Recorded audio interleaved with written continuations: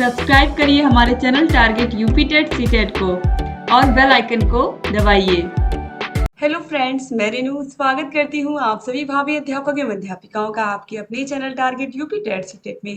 दोस्तों, आपके सभी विषयों का कोर्स पूरा हो गया। आपके संस्कृत में 2 चैप्टर बचे रह गए थे, तो आज यहाँ पर इनको भी हम खत्म करने वाले हैं, क्योंकि ये जो चैप्टर है संस्कृत में चैप्टर नंबर 5 संस्कृत वंदना नीतिपरक वाक्यों का ज्ञान, इसके अलावा जो नीतिपरक श्लोक है या फिर ये कहें श्लोक और नीतिपरक वाक्य, ये हर साल एग्जाम में पूछता है। किसी भी साल का पेपर आप देख लीजिए, क्योंकि हर एक सब्जेक्ट का मैंने पेपर सॉल्व करवा दिया है, तो आप जा करके देख सकते हैं कि संस्कृत में नीतिपरक वाक्य और श्लोक हर साल पूछता है।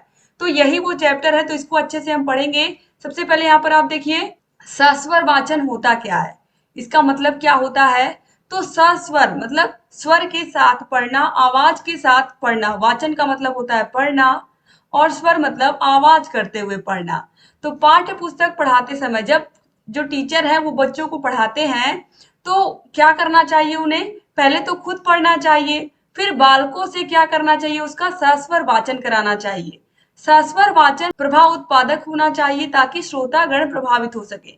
टीचर पढ़ रहे हैं, साथ साथ बच्चे भी पढ़ रहे हैं। जैसे टीचर ने पढ़ा राम बाजार जाता है, तो सारे बच्चे उनके साथ पढ़ रहे हैं, ठीक है, पीछे से। तो सस्वर वाचन में स्पष्ट तथा शुद्ध रीति से उच्चारित करना, अस्पष्ट शब्दोच्चारण करना, यानी कि शब्दों का उच्चारण। चूंकि संस्कृत विषय हम पढ़ रहे हैं और संस्कृत विषय में शब्दों का उच्चारण बिल्कुल सही होना चाहिए। संस्कृत विषय में उच्चारण ही सब कुछ होता है। प्रत्येक ध्वनि को मधुरता के साथ निकालना तथा प्रत्येक शब्द को अन्य शब्दों से अलग कर उचित बल व विराम चिन्हों के साथ पढ़ना आदि आते हैं। सस्वर वाचन करने से बालकों की मौखिक अभिव्यक्ति संबंधी शंकाएं तथा संकोच दूर हो जाते हैं। अब देखिए, कोई भी भाषा सीखने के लिए वाचन का मतलब क्या होता है। कोई भी भाषा सीखने के लिए 4 कौशल पढ़ना, लिखना, बोलना, सुनना, यानी कि सुबोपली सुनना, बोलना, पढ़ना, लिखना की आवश्यकता होती है। जब 4 कौशलों का विकास होता है तभी भाषा को पूर्ण माना जाता है। भाषा और साहित्य एक ही सिक्के के 2 पहलू हैं। भाषा से ही शाब्दिक अंतःक्रिया होती है। वाचन जो है ये वाक धातु से बना है, जिसका अर्थ है शब्द, वाणी तथा कथन। वाचन को हम 2 रूपों, संकुचित और व्यापक रूप में बता सकते हैं।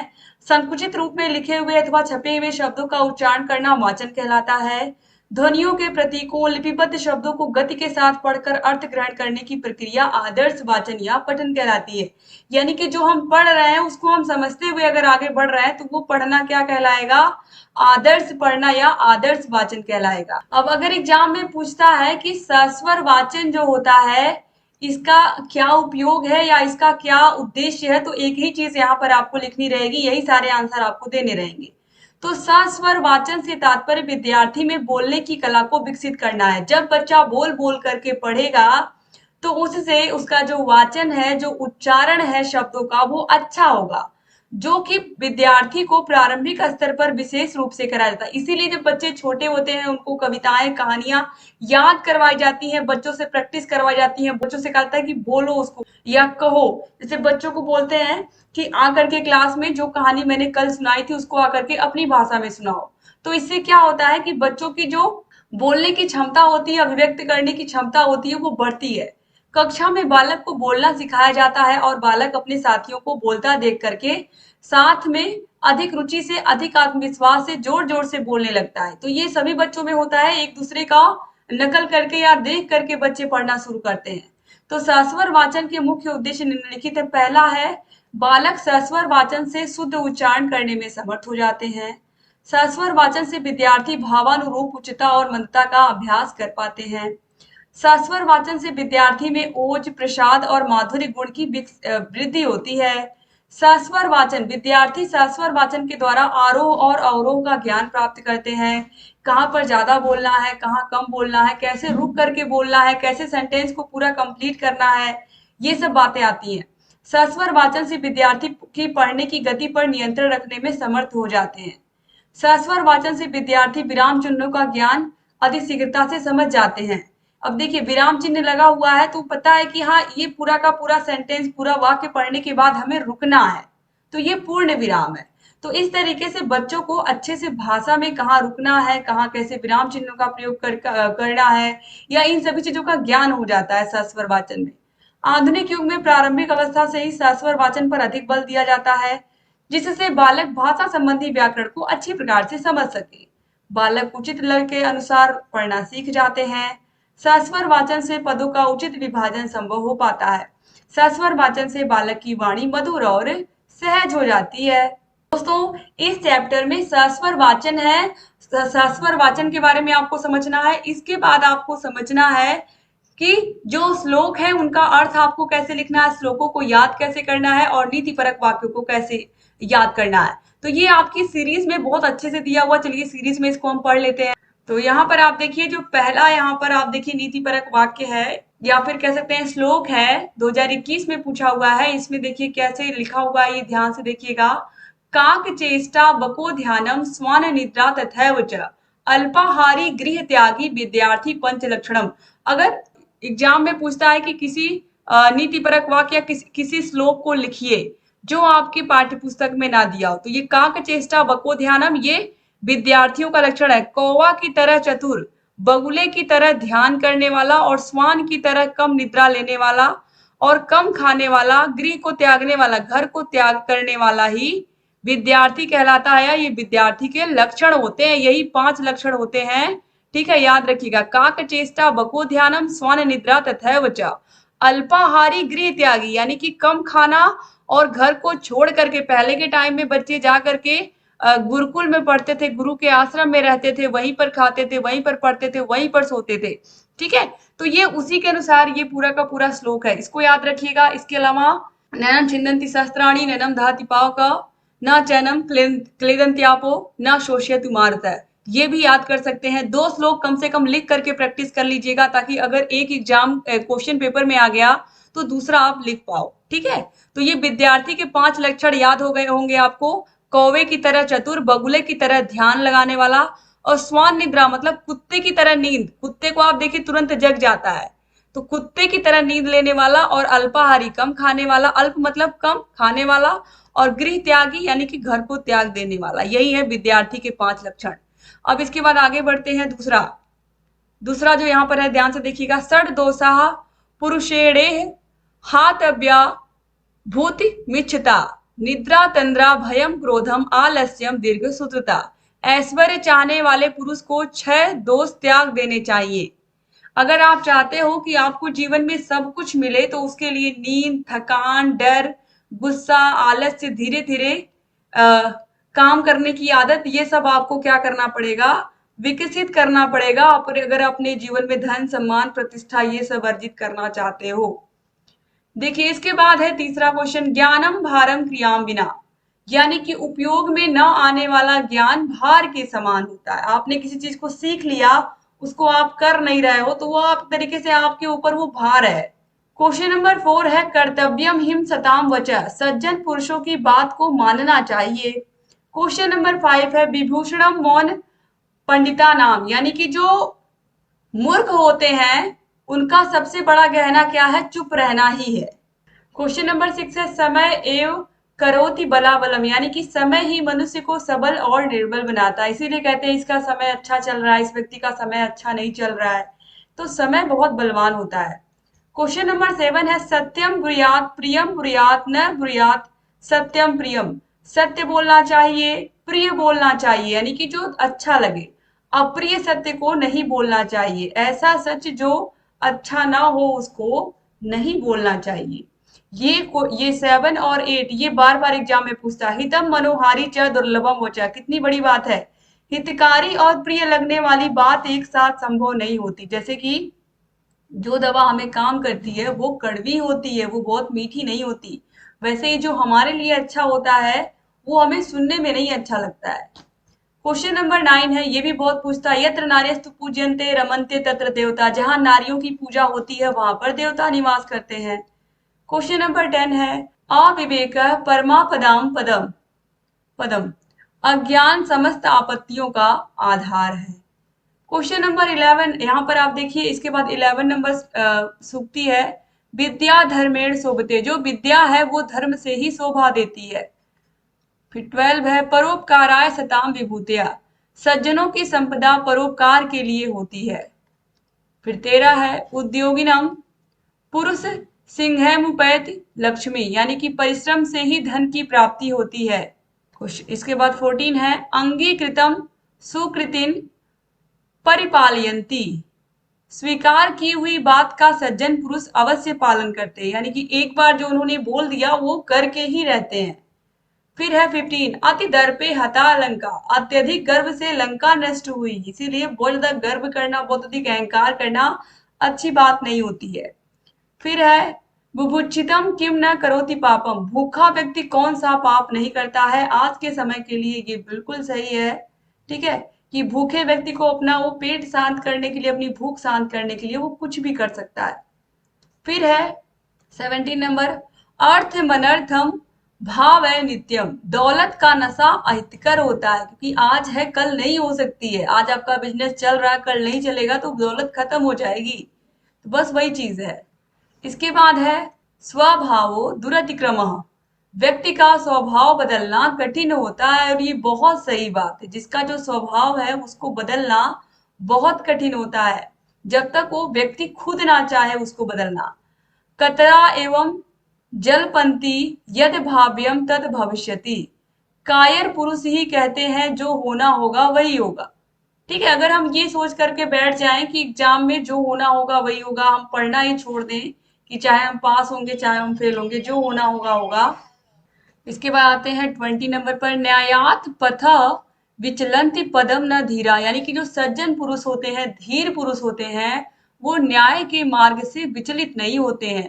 ठीक है, तो यहाँ पर आप देखिए जो सज्जन पुरुष होते हैं वो न्याय के मार्ग से, यानी कि वो अगर एक बार उन्होंने सच का मार्ग, सच का रास्ता पकड़ लिया तो वो उससे विचलित नहीं होते। यानी कितनी भी परेशानियां, कितनी भी समस्याएं, बाधाएं आ जाए, वो अपना मार्ग नहीं चेंज करते या अपना जो रास्ता है उसको बदलते नहीं है।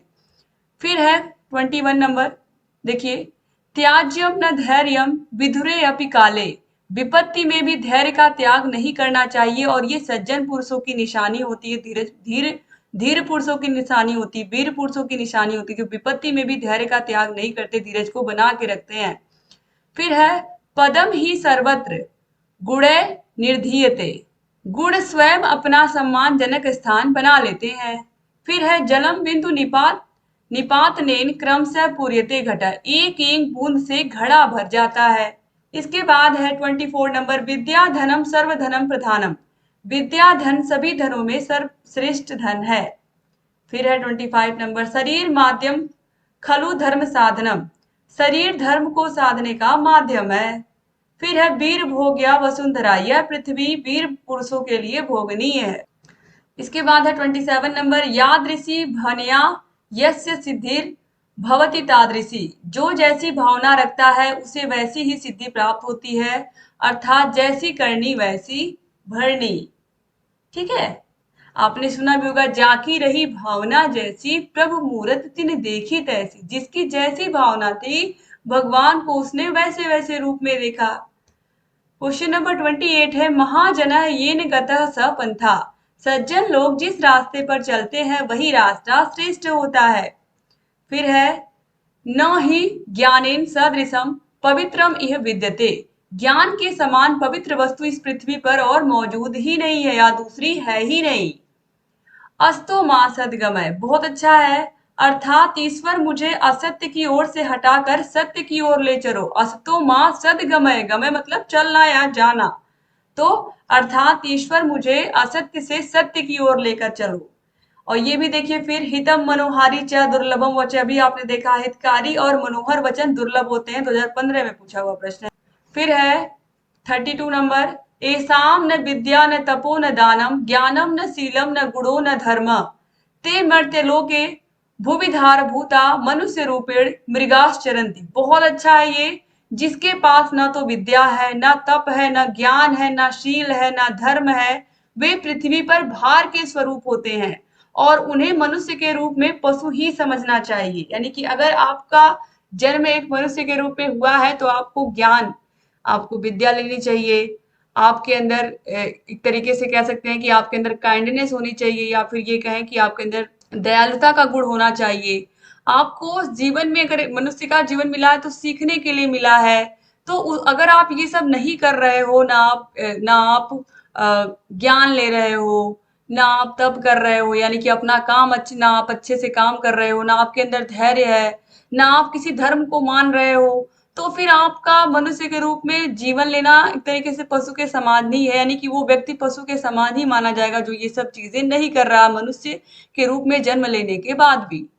फिर है इसके बाद 33 नंबर, आत्मनः प्रतिकूलानि परेशान न समाचरेत। ये बहुत बहुत बहुत इंपॉर्टेंट है और बहुत अच्छी सीख देने वाला है कि जो अपने को अच्छा ना लगने वाला व्यवहार हो वो हमें दूसरों के साथ भी नहीं करना चाहिए। आत्मनः प्रतिकूलानि परेशान न समाचरेत, जो हमें ना अच्छा लगे, हमें लगे कि अगर हमें ऐसा कोई बोलेगा तो हमें नहीं पसंद आएगा, तो ऐसा व्यवहार हमें दूसरों के साथ भी नहीं करना चाहिए। 2016 में पूछा हुआ प्रश्न है। फिर इसके बाद देखिए, सर्व पर वसम दुखम सर्वमात्म वसम सुखम, यानी कि स्वाद पराधीनता सबसे बड़ा दुख है। यहाँ पर दुख होगा, दूसरे के अंडर में रहने से क्या होता है, दुख मिलता है। और स्वाधीनता, अपने अधीन रहना ही सुख है। जैसे जब हम अंग्रेजों के अधीन थे, जिसे हम पराधीन भी कह सकते हैं, तो हमारे देश में वो जैसा चाहते थे वो जुल्म करते थे, जैसा चाहते थे वो ऐसा करते थे, वैसा शासन चलाते थे। लेकिन जब हमने स्वतंत्रता प्राप्त कर ली, स्वाधीनता प्राप्त कर ली, तब हम एकदम अपने अनुसार अपने देश को चला रहे हैं, अपने अनुसार अपना काम कर रहे हैं, हमें कोई रोकने टोकने वाला नहीं है। तो इस तरीके से तो पराधीनता सबसे बड़ा दुख है, दूसरे के अधीन।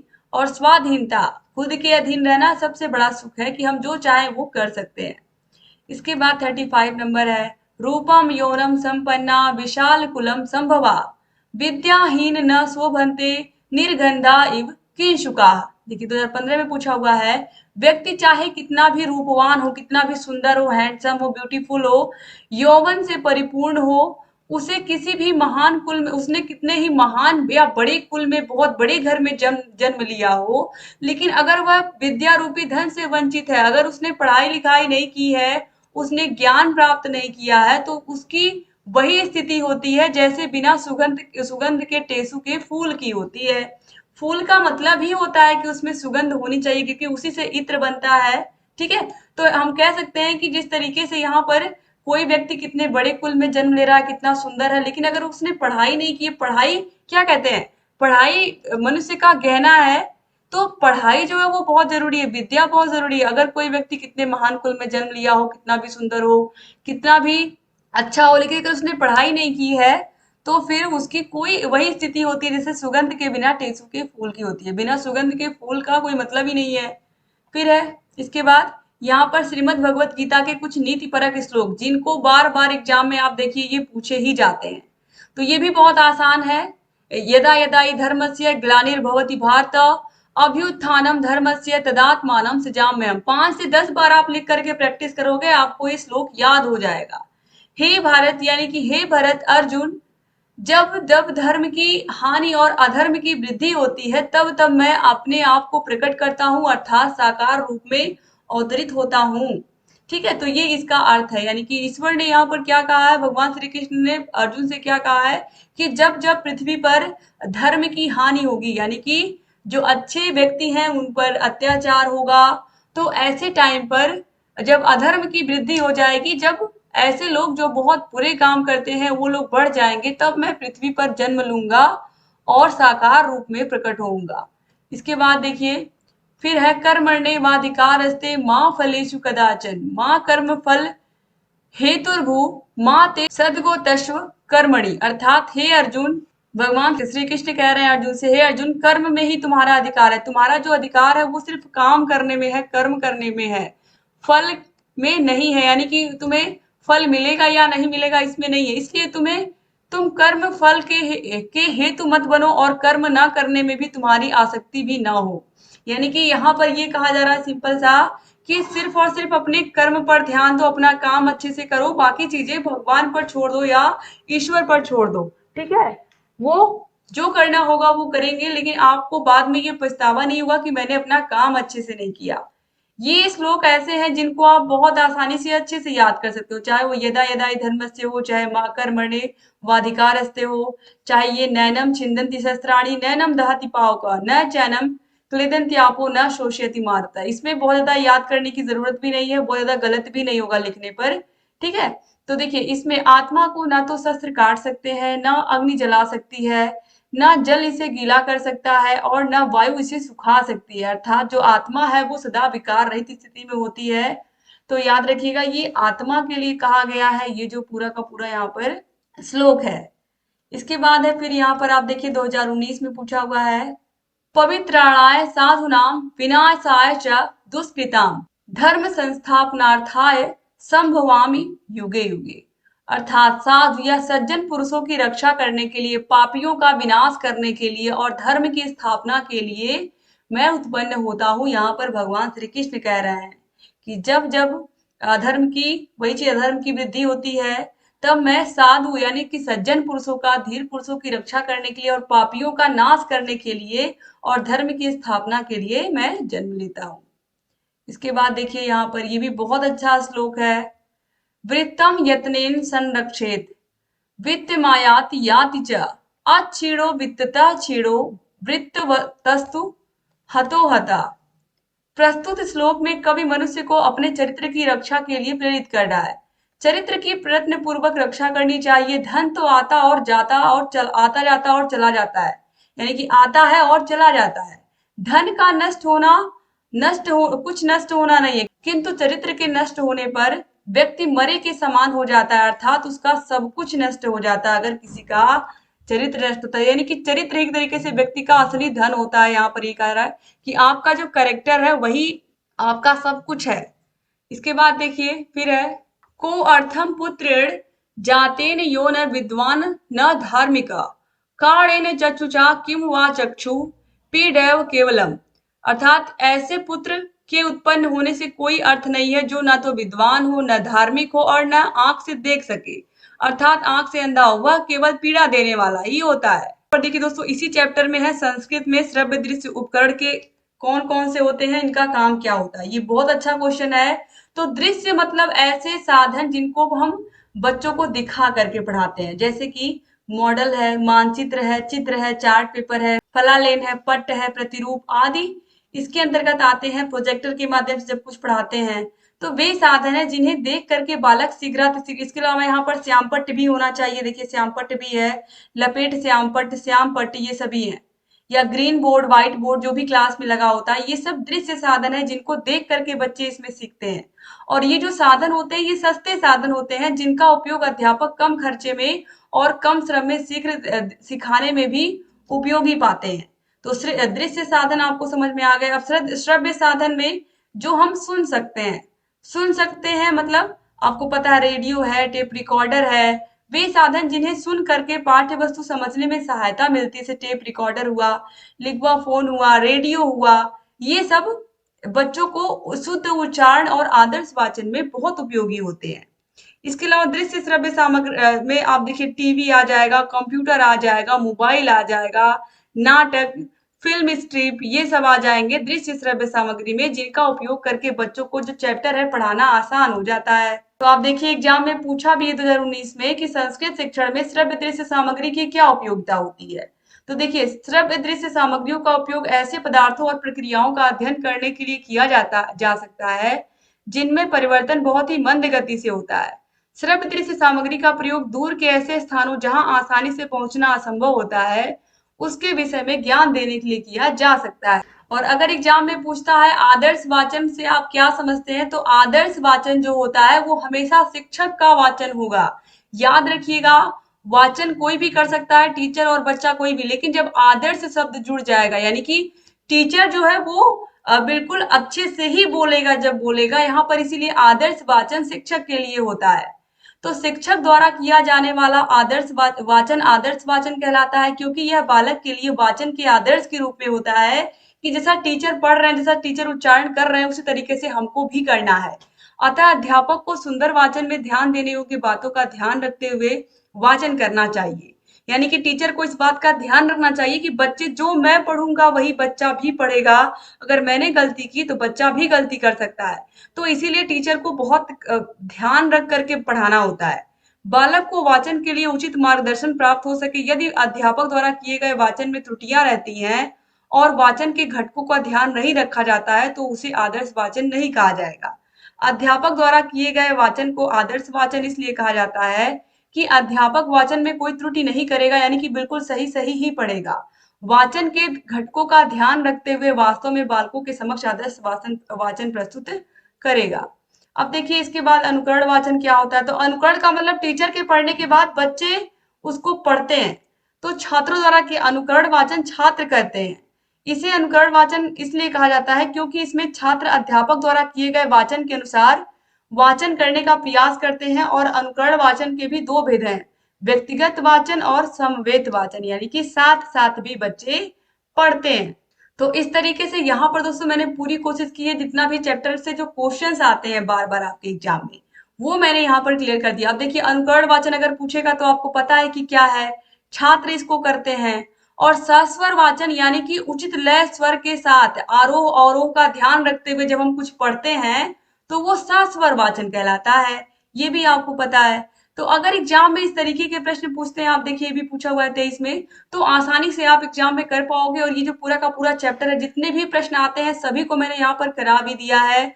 सारे विषयों के प्रीवियस ईयर क्वेश्चन पेपर्स आपको मास्टर क्लास भी जल्दी ही आपको मिल जाएगी संस्कृत की। आप लोग बहुत परेशान हो तो आपको 2 से 3 दिन में आपको मास्टर क्लास में दे दूंगी। सारे विषयों की मास्टर क्लासेस को पढ़िए, सारे विषयों की क्लासेस को देखिए, सारे विषयों के राजन सीरीज पवन सीरीज की पूरी क्लासेस मैंने अच्छे से पढ़ाई हैं, 8 के 8 विषयों को आप देखिए।